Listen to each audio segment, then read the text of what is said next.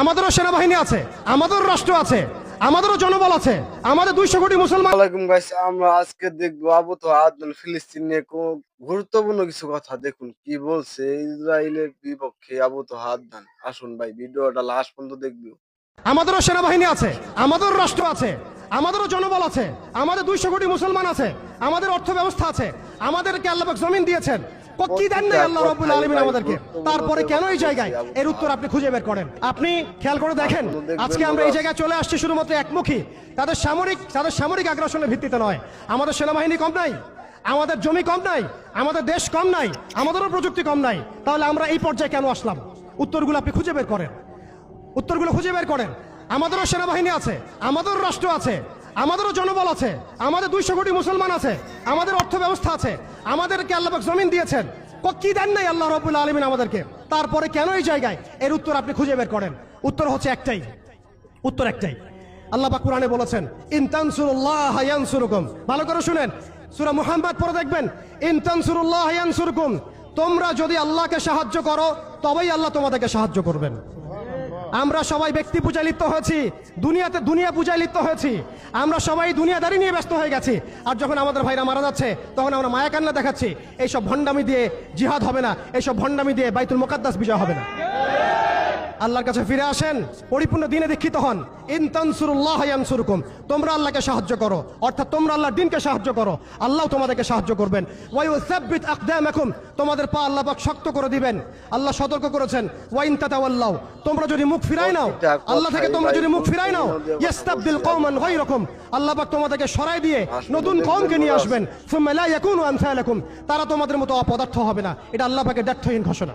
অতএব পরিপূর্ণ ইসলামে দীক্ষিত হতে হবে, আমরা সবাইকে ইসলামে ফিরে আসতে হবে, ওলামায়ে কেরামের সাথে সম্পর্ক রাখা এবং একই সাথে জাতিগত একটা ঐক্য গঠন করা। জাতিগত ঐক্য গঠন করে একটা শরিয়া রাষ্ট্র কায়েম করে, একটা পরিপূর্ণ ইসলামী রাষ্ট্র কায়েম করে, নবী সাল্লাল্লাহু আলাইহি ওয়াসাল্লামের সুন্নত অনুযায়ী একটা মদিনা রাষ্ট্র কায়েম করে আপনি আন্তর্জাতিক মহলে চাপ দিতে পারবেন ইনশাআল্লাহ। আর যদি সেটা না হয়, আর যদি আমাদের রাষ্ট্র ব্যবস্থা, সরকার ব্যবস্থা, প্রশাসন এগুলোর ধার না ধরেন, তাহলে আমি বলে দিচ্ছি, আপনারা লিখে রাখেন, আজকে গাজ্জাবাসীর যে অবস্থা হয়েছে, আজকে ইরাক, সিরিয়া, লেবানন, জর্ডান এগুলোর যে অবস্থা হয়েছে, আমাদেরও যে সেই অবস্থা হবে না এর কোনো গ্যারান্টি নাই। মিয়ানমার আমাদের উপর যেভাবে রোহিঙ্গাদেরকে চাপিয়ে দিয়েছে, আপনি আমি কোথায় যাব? আমাদের উপর যদি এরকম অবস্থা চাপিয়ে দেওয়া হয়, আপনাকে আমাকে কি ভুটান জায়গা দিবে? আপনাকে আমাকে নেপাল জায়গা দিবে? আপনাকে আমাকে কি মায়ানমার জায়গা দিবে? আপনাকে আমাকে কি ভারত জায়গা দিবে? আপনাকে আমাকে কি পাকিস্তানও জায়গা দিবে? অতএব আমাদের এই জমিনে, আমাদের এই সংগ্রাম, আমাদের এই জিহাদ আমাদেরকেই করতে হবে, আমাদের ইসলাহ আমাদেরকেই করতে হবে, আমাদের ভবিষ্যৎ আমাদেরকেই করতে হবে। আল্লাহ পাক বোঝার তৌফিক দান করেন। বাংলাদেশের এই অবস্থায় এখন একটা ইসলামী রাষ্ট্র গঠনের কোনো বিকল্প নাই। আপনি আমি চাইলে লক্ষ কোটি মুসলমানকে সেখানে চাপ প্রয়োগ করে পাঠাতে পারতাম যদি আমাদের ইসলামী রাষ্ট্র থাকতো। আমাদের যদি একটা ইসলামী রাষ্ট্র থাকতো তাহলে ওরা যেভাবে ইউনাইটেড নেশনস গঠন করেছে এইভাবে আমরাও ইউনাইটেড মুসলিম নেশন গঠন করতে পারতাম। আমরা সেটা পারি নাই, পারছি না। তারা যেভাবে ইউনাইটেড নেশনস গঠন করে সারা বিশ্বে মুসলিমদেরকে চাপ দিচ্ছে, ট্রাম্প কি বলছে আপনারা সবাই দেখছেন, মিডিয়া ভাই সবাই আছেন, স্পষ্ট ঘোষণা দিচ্ছে ওরা এখান থেকে বের হয়ে যাক, আমরা সেখানে বসতি স্থাপন করব। এটা কি মগের মূল্য? ওরা কেন সেখান থেকে বের হয়ে যাবে? এই গাজ্জাবাসীরাই এই পৃথিবীর সবচেয়ে স্বাধীন মানুষ। তারা মৃত হয়েও তারা জীবিত, তারা সেখানে বোমের খোরাক হয়েও তারা সেখানে সম্মানিত। ইতিহাস তাদেরকে সম্মানের সাথে স্মরণ রাখবে ইনশাআল্লাহ, এবং জান্নাত এইসব শহীদ ভাইদেরকে দিয়ে ভরে যাবে ইনশাআল্লাহ। হতভাগত আমরা দাসত্বের মধ্যে পড়েছি, মুনাফিকের মধ্যে পড়েছি, আমরা কিছু করতে পারছি না। দুঃখ তো আমাদের, দুর্দশা আমাদের। আমরা কালকে আমাদের মাঠে আল্লাহর সামনে কি জবাব দিব এর ঠিক ঠিকানা আমাদের নাই। এই জন্য আমি শুরুতে বলেছিলাম ক্ষতির মধ্যে আমরা আছি, তারা নাই। আমরা যে পরিমাণ ক্ষতির মধ্যে আছি সেই পরিমাণ ক্ষতিতে তারা নাই। তারা হাসতে হাসতে জান্নাতে চলে যাচ্ছে ইনশাআল্লাহ, এবং এরপরে তাদের বিজয় আসবে ইনশাআল্লাহ আযজা ওয়া জাল। অতএব একটা ইসলামিক রাষ্ট্রের দিকে আমাদেরকে যেতে হবে, ইউনাইটেড মুসলিম নেশন গঠন করতে হবে।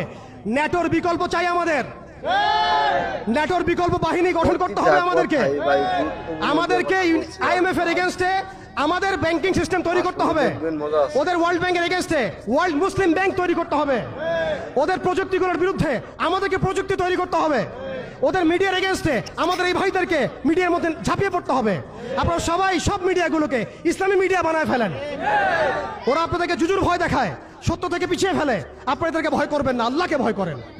ওয়ালা তাখাফুহুম ইত্তাকুল্লাহ, আল্লাহকে ভয় করেন, তাদেরকে ভয় করবেন না। আল্লাহ রাব্বুল আলামিন আমরা সবাইকে যেন ঈমানদার হওয়ার তৌফিক দান করে। এইভাবে যখন আমরা একটা ঐক্যবদ্ধ শক্তি হতে পারবো ইনশাআল্লাহ, দেখবেন আজ হোক আর কার হোক, আমরা সেই মোবারক জাইশে অবশ্যই যোগ দিব, যেই জাইশ ইনশাআল্লাহ বাইতুল মুকাদ্দাসকে মুক্ত করবে, স্বাধীন করবে, বিজয় ছিনিয়ে আনবে ইনশাআল্লাহ। এই বিষয়ে মনের মধ্যে কোনো রকম হীনমন্যতা রাখবেন না, কোনো প্রকার সংশয় রাখবেন না যে আগামীতে অবশ্যই সেই বাইতুল মুকাদ্দাস থেকে কালিমা লা ইলাহা ইল্লাল্লাহ মুহাম্মাদুর রাসূলুল্লাহর এই পতাকাই উড়বে ইনশাআল্লাহ তাআলা। তারা এই পতাকাগুলোকে সরিয়ে ফেলতে চায়, তারা জাতীয়তাবাদের আদলে এই বিশ্বকে সাজাতে চায়, কিন্তু আল্লাহর রাসূল সাল্লাল্লাহু আলাইহি ওয়াসাল্লাম বলেছেন এমন একটা কাঁচা বাড়ি, একটা পাকা বাড়ি বাদ থাকবে না যেই বাড়িতে কালিমা লা ইলাহা ইল্লাল্লাহ মুহাম্মাদুর রাসূলুল্লাহর পতাকা উড়বে না। এটা নবী সাল্লাল্লাহু আলাইহি ওয়াসাল্লামের ভবিষ্যৎবাণী। আল্লাহ পাক আমাদের সবাইকে সেই মকবুল কাফেলায় শরীক হওয়ার তৌফিক দান করেন। আমাদেরকে আল্লাহ পাক ইসলাহ দান করেন, আমাদেরকে আল্লাহ পাক সেই হারানো সম্মান আবার ফিরায় দেন। আমাদের সবাইকে আল্লাহ পাক আবারও সেই ঈমানদীপ্ত প্রজন্ম তৈরি করার তৌফিক দান করেন। আল্লাহ পাক আমাদের সরকারকে শক্তিশালী করেন, একটা ইসলামী রাষ্ট্র গঠন করার তৌফিক দান করেন। আল্লাহ পাক আমাদের সবাইকে প্রযুক্তিগত উন্নয়ন দান করেন, অর্থনৈতিক উন্নয়ন দান করেন, মিডিয়ার উন্নয়ন দান করেন। আল্লাহ পাক আমাদেরকে স্বতন্ত্র ব্যাংকিং সিস্টেম দান করেন, স্বতন্ত্র সামরিক বাহিনী গঠন করার তৌফিক দান করেন।